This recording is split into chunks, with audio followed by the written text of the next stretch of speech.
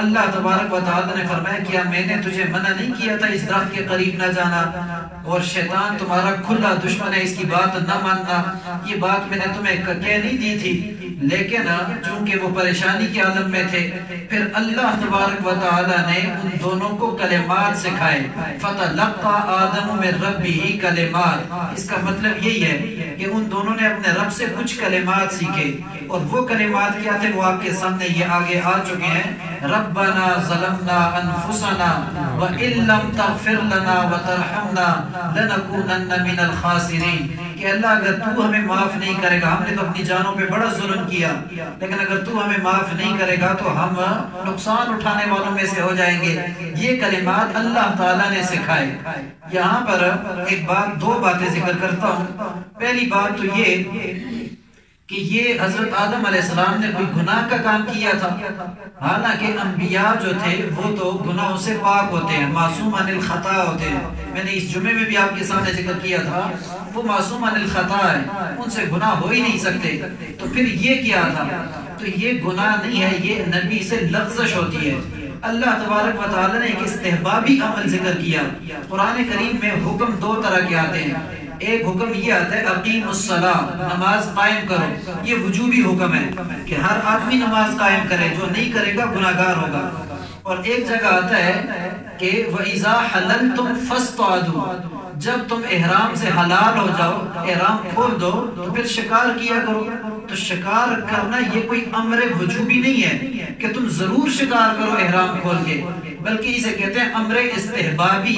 مطلب یہ کہ اگر احرام کھول دو پھر اگر تم شکار کرنا چاہو تو شکار کر سکتے ہو، لیکن احرام کی حالت میں شکار نہیں کر سکتے۔ اب دونوں امر ہیں، لیکن ایک امر وجوبی ہے اور دوسرا امر استحبابی ہے، مستحب ہے۔ تو یہاں پر اللہ تبارک و تعالی نے حضرت آدم علیہ السلام کو جو حکم دیا تھا کہ وَلَا تَقْرَبَا هَٰذِهِ الشَّجَرَةَ، اس درخت کے قریب نہ جانا، تو یہ حکم تھا امر استحبابی، لیکن اس کو اتنا بڑھایا پھر کیوں گیا؟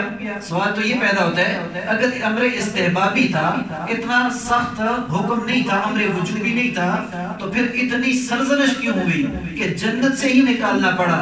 تو اس کا جواب مفسرین نے یہ لکھا کہ حضرت آدم علیہ السلام چونکہ دو ہی تھے، ایک حضرت آدم اور ایک اماں حوا، اور اللہ تعالیٰ نے اتنا برگزیدہ اور اتنا اپنے قریب کر دیا کہ جنت کی ساری نعمتیں ان کو عطا کر دی، اور ساتھ اپنے فرشتوں سے ان کے سامنے سجدہ کروایا۔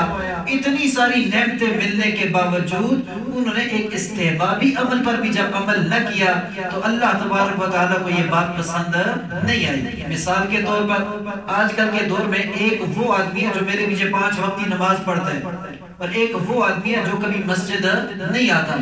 اب جو آدمی مسجد نہیں آتا وہ باہر سے بیٹھ کر میرے بارے میں باتیں کرے تو مجھے اتنی تکلیف نہیں ہوگی، کیونکہ میں کہوں گا اس کا مسجد کے ساتھ اتنا تعلق ہی نہیں، وہ مجھے اچھے طریقے سے پہچانتا ہی نہیں، وہ میرے قریب نہیں آیا، میرے ساتھ بیٹھا نہیں، سلام دعا نہیں کیا، وہ مجھ سے واقف ہی نہیں ہے، تو اس لیے وہ اگر باتیں کرتا ہے تو بے شک کرے۔ لیکن دوسرا وہ بندہ جو 5 وقت کی میرے پیچھے نماز پڑھے اور میرے خلاف ہی باتیں کرے، تو مجھے دکھ زیادہ اس آدمی پر ہوگا جو میرے پیچھے کھڑا ہوتا ہے اور پھر میرے خلاف باتیں بھی کرتا ہے، کہ مجھے امام بھی مانتا ہے، میرے پیچھے بھی کھڑا ہوتا ہے اور میرے بارے میں بات کرتا ہے، یعنی قربت کا دکھ زیادہ ہوا کرتا ہے، اور جو دور ہوتا ہے اس کا دکھ اتنا زیادہ نہیں ہوتا۔ حضرت آدم علیہ السلام جو تھے وہ قریب اتنے ہو گئے اللہ تبارک و تعالیٰ کے کہ انہوں نے جب اس طرح کی بات کی تو اللہ تعالیٰ کو یہ چھوٹا عمل بھی پسند نہ آیا۔ مثال کے طور پر ایک اور مثال دے دیتا ہوں اسی کی، کہ نبی کریم صلی اللہ علیہ وسلم نے ایک دفعہ ایک سوال کے جواب میں کہا کہ میں تمہیں کل بتا دوں گا، ہاں یعنی سورہ کہف میں آتا ہے میں تمہیں کل بتا دوں گا، لیکن لفظ انشاءاللہ اپنی زبان سے نہیں بولا۔ یہ انشاءاللہ نہ کہنے کی وجہ سے 15 دن کے لیے وحی بند ہو گئی، اور وہی 15 دن نہیں آئی۔ اور ہم کتنی باتیں اس طرح کرتے ہیں، ہم انشاءاللہ کہتے ہی نہیں ہیں کہ یہ ہو گیا وہ گیا، لیکن کوئی انشاءاللہ نہیں۔ اس کی وجہ ہم اتنے قریب اپنے رب کے نہیں ہیں، ہمارے اعمال اتنے زیادہ نہیں کہ ہم اپنے رب کے اتنے قریب ہو جائیں، تو ہمیں اس جرم میں پکڑا بھی فوراً نہیں جاتا۔ لیکن نبی چونکہ بہت زیادہ قریب ہوتا ہے اپنے رب کے، انہوں نے اتنی سی بات نہیں کی کہ انشاءاللہ کہنا بھول گئے۔ اللہ تبارک و تعالی نے 15 دن یا 18 دن وحی کا نزول ہی بند کر دیا کہ میرے پیغمبر تو نے کہا میں بتاؤں گا، بتا دے اپنی مرضی سے اگر بتا سکتا ہے۔ لیکن نبی علیہ السلام چونکہ پریشان ہو گئے، مجھ سے کوئی غلطی تو ہوئی ہے، اوپر سے جبرائیل امین آئے، فرمایا اللہ کے پیغمبر آپ نے وہ فلاں سوال کا جو جواب دیا تھا نا، آپ نے کہا تھا میں تمہیں کل بتا دوں گا، اور آپ نے انشاءاللہ نہیں کہا، اللہ تعالیٰ نے فرمایا بتا دیں آپ، لیکن آپ بتا نہیں سکے، وَلَا تَقُولُوا لِشَيْءٍ إِنِّي فَاعِلٌ ذَلِكَ غَدًا، اللہ تعالیٰ نے وہاں پر ذکر کر دیا اور حکم نازل کیا۔ تو جتنا انسان برگزیدہ ہو اتنا ہی اس کا چھوٹا جرم بھی بڑا تصور کیا جاتا ہے۔ تو یہاں پر اللہ تبارک و تعالیٰ نے اس لیے حضرت آدم علیہ السلام کی اس لفظش کو اتنا بڑھایا، اور بڑھانے کے بعد چونکہ وہ پریشان ہو گئے، اور پریشان ہونے کے بعد اللہ تعالیٰ سے ہی دعا کی کہ یا اللہ ہمیں ایسے الفاظ بتا دے جس کے ذریعے ہم تیرے سامنے معافی کے طلبگار ہوں۔ اللہ تعالیٰ نے یہ اگلے الفاظ بتا دیے، میرے پیغمبر ان کلمات کا ورد کر، معاف کر دوں گا، لیکن جنت دوبارہ اس دنیا میں نہیں ملے گی، اب موت کے بعد اس جنت میں آنا پڑے گا۔ یہ جرم تو ہو گیا، یہاں سے باہر نکل جاؤ گے، تمہاری اولاد بھی باہر ہوگی، آپس میں تمہاری ایک دوسرے سے دشمنیاں ہوں گی اور لڑائی جھگڑے کرو گے زمین کے اندر۔ اگر جنت میں رہتے تو یہ لڑائی جھگڑے اور یہ چیزیں نہ ہوتی۔ ایک بات تو یہ، دوسری بات جو آپ کے سامنے ذکر کر رہا ہوں کہ اللہ تعالیٰ نے قرآن کریم میں حضرت آدم علیہ السلام کے یہ الفاظ بتائے، ربنا ظلمنا انفسنا، یہی وہ الفاظ ہیں۔ اب وہ جو حدیث کے اندر آتا ہے، جس کو فضائل اعمال کے اندر بھی ذکر کیا گیا ہے، انتہائی کمزور ضعیف روایت ہے کہ حضرت آدم علیہ السلام پریشان ہوئے، باہر آئے، اوپر کی طرف دیکھا تو عرش پہ لکھا تھا محمد۔ حضرت آدم علیہ السلام نے کہا کہ یا اللہ یہ کوئی معمولی بندہ تو نہیں ہے، میں تجھے اس کا واسطہ دیتا ہوں، حالانکہ پیغمبر پاک اس وقت پیدا بھی نہیں ہوئے تھے، یہ تو ابو الانبیاء ہیں، سب سے پہلے انسان۔ تو کہتے ہیں کہ میں تجھے اس نام کا واسطہ دیتا ہوں، تو اس کی خاطر یہ ساری دنیا آباد کرے گا، اور اس کا واسطہ دے کر میں کہتا ہوں یا اللہ مجھے معاف کر دے، تو اللہ تعالیٰ نے اس کی وجہ سے معاف کیا۔ یہ روایت سند کے لحاظ سے انتہائی ضعیف اور کمزور ہے، مستدرک حاکم نے اسے ذکر کیا، اور حاکم خود شیعہ تھا، حاکم خود شیعہ تھا جس نے اپنی کتاب میں اس روایت کو نقل کیا ہے، اور صاحب فضائل اعمال نے اس کو فضائل اعمال کے اندر بھی ذکر کر دیا ہے۔ اصل چیز جو ہے وہ یہ ہے، یہ آیت ہے ربنا ظلمنا انفسنا، یہ الفاظ تھے، قرآن نے اسے ذکر کر دیے۔ اب قرآن کی جب آیت آ جاتی ہے اس کے مقابلے میں صحیح سند کے ساتھ حدیث آ جائے تو وہ بھی ضعیف ہو جاتی ہے۔ تو جب قرآن کی آیت آ گئی اس کے مقابلے میں ضعیف سند کی روایت ہو تو پھر اس کی فوقیت اور عظمت اتنی نہیں رہتی، وہ تو انتہائی کمزور ہو جایا کرتی ہے۔ تو یہی بات ہے، یہ خلاصہ ہے ان آیات کا۔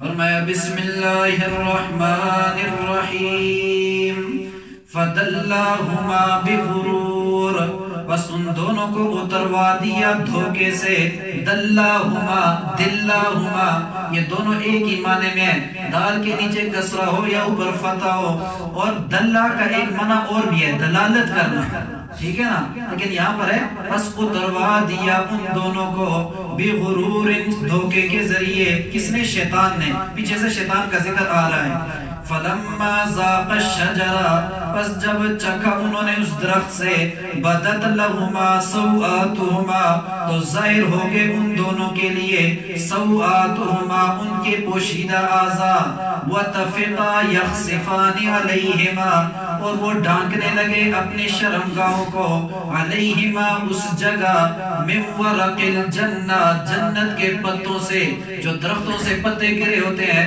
اس سے اپنے نفس کو چھپانے لگے، شرمگاہوں کو چھپانے لگے، پریشانی کے عالم میں مبتلا ہو گئے۔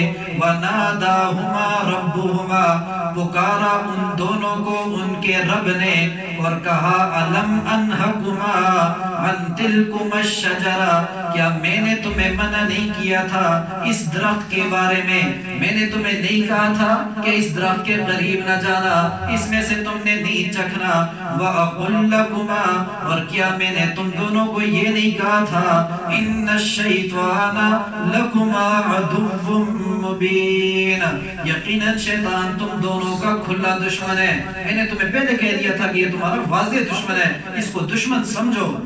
تو وہ پریشانی میں مبتلا ہو گئے. پھر اللہ تعالیٰ نے فرمایا قالا، وہ دونوں کہنے لگے ربنا ظلمنا انفسنا، اے ہمارے رب ہم نے ظلم کیا اپنی جانوں پر، وَإِن لَّمْ تَغْفِرْ لَنَا، اور اگر تو ہمیں معاف نہیں کرے گا، وَتَرْحَمْنَا، اور ہمارے اوپر رحم نہیں کرے گا، تو لَنَكُونَنَّ مِنَ الْخَاسِرِينَ، البتہ ہو جائیں گے ہم نقصان اٹھانے والوں میں سے.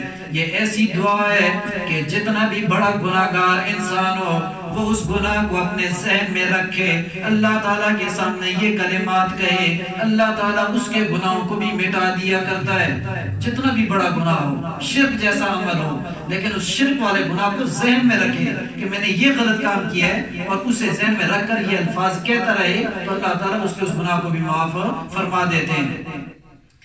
قال اهبطوا بعضكم لبعض عدو، اللہ نے فرمایا اتر جاؤ، تم میں سے بعض کے لیے دشمن ہوں گے.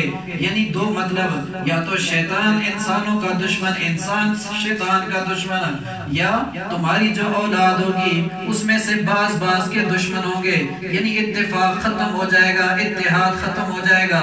زمین نام ہی اختلاف کا ہے، جو زمین پہ آ جاتا ہے اختلافات ضرور کرتا ہے. جنت میں کوئی اختلاف نہیں ہوگا، کوئی حسد، کوئی بغض، کوئی کینہ کسی کے دل میں نہیں ہوگا. تو یہاں پر اس لیے فرمایا اتر جاؤ اس جنت سے، بعضکم لبعض عدو، تم میں سے بعض کے دشمن ہیں. وَلَكُمْ فِي الْأَرْضِ مُسْتَقَرٌ، اور تمہارے لیے زمین میں ٹھکانہ ہے، زمین پہ تم رہو گے، وہاں پر تمہارے لیے ٹھکانے ہوں گے. وَمَتَاعٌ إِلَىٰ حِينٍ، اور تمہارے لیے فائدے کا سامان ہے ایک وقت مقررہ تک، موت تک. وقت مقررہ سے مراد موت ہے. قال، اور ساتھ یہ بھی فرمایا اللہ تعالیٰ نے فیہا تحیونا، اسی زمین کے اندر تم نے زندہ رہنا ہے. وفیہا تموتونا، اور اسی زمین کے اندر تمہیں موت نے آنا ہے، موت پائے گی، تمہیں موت آ جائے گی. ومنہا تخرجون، اور اسی زمین سے تم زندہ کر کے نکالے جاؤ گے. ساری تفسیروں نے ذکر کیا اسی زمین سے تمہیں زندہ کر کے قیامت کے دن نکالا جائے گا، اور اس کے بعد ایک نئی سرزمین اور نئی جگہ ہوگی جو تمہیں نصیب ہوگی. اللہ تبارک و تعالی سے دعا ہے جو کچھ ہم نے پڑھا سنا اس پر عمل کرنے کی توفیق عطا فرمائے.